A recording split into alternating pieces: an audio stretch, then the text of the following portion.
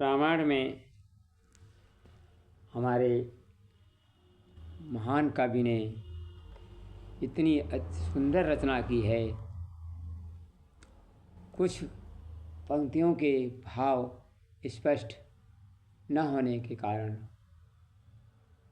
उनके उस पर प्रश्न उठते रहते हैं। राम विलाप में एक पंक्ति है, जो जन त्यों बन बंधु बिछोहु, पिता वचन मन त्यों नहीं हो।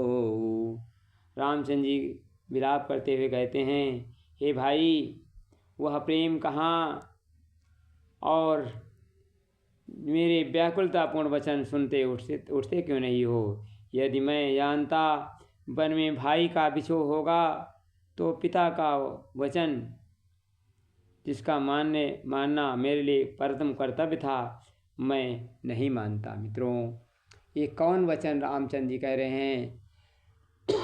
कुछ तार्किक लोग जन बताते हैं पिता का दूसरा वचन नहीं मानते, लेकिन एक महान ऋषि के द्वारा अवगत हुआ। बालकाल में जब ये नदी नहाने जाते थे, रावण के द्वारा भेजा गया मेघनाथ कच्छप का रूप धारण करता है और लक्ष्मण का पैर पकड़ लेता है। भगवान राम इस मेघनाथ कच्छप को पकड़कर राजा दशरथ के सामने लाते हैं कच्छप रूप में। दयाल दशरथ ने उसको छुड़ा देते हैं। तो वह वचन भगवान राम न मानने के लिए कहते हैं, भैया मैं वह वचन नहीं मानता, और उसी दिन अगर मेघनाथ मारा जाता तो तुम्हारी ये दशा नहीं होती। मित्रों,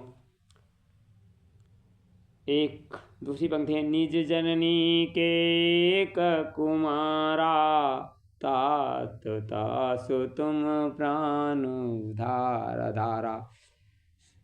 लक्ष्मण जी दो सगे भाई थे, लक्ष्मण और शत्रुघ्न माता सुमित्रा के पुत्र थे।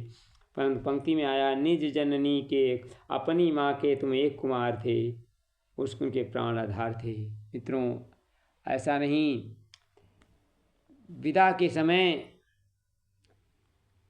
वहाँ माता कौशल्या मौजूद थी। तो अपनी माता के भगवान निज शब्द अपने शब्द के लिए आता है। भगवान राम अपनी माता के लिए कहते हैं, मेरी माता कौशल्या के एकमात्र तुम ऐसे पुत्र थे उनके प्राण के आधार थे, जो मेरे साथ हरदम तत्पर रहते थे। हे पुत्र, तुम इतने निष्ठुर कठोर हृदय क्यों हो। अपयश और तुम्हारा शोक दोनों ही सहन मैं नहीं करूँ। हे तात, तुम हमारी माता के एक ही पुत्र थे, जो प्राणाधार थे, जिन्होंने सौंपे सिमोहि तुम ही गही पानी, सब विधि सुखद परम हित जानी। उतर का हृदय हूँ तहि जाई, उठी कुनि मोहि सिखावो। जिन माता कौशल्या ने मुझे सब प्रकार से सुख देने वाला परम हितकारी जानकर उन्होंने तुम्हें हाथ पकड़ मुझे सौंपा था, अब मैं उन्हें क्या उत्तर दूंगा। हे भाई, तुम उठकर मुझे सिखाओ, बताओ। मित्रों, यहाँ निज शब्द अब माँ कौशल्या के लिए आया है, न कि माता सुमित्रा के। धन्यवाद। वीडियो अच्छा लगे शेयर कर देना। धन्यवाद।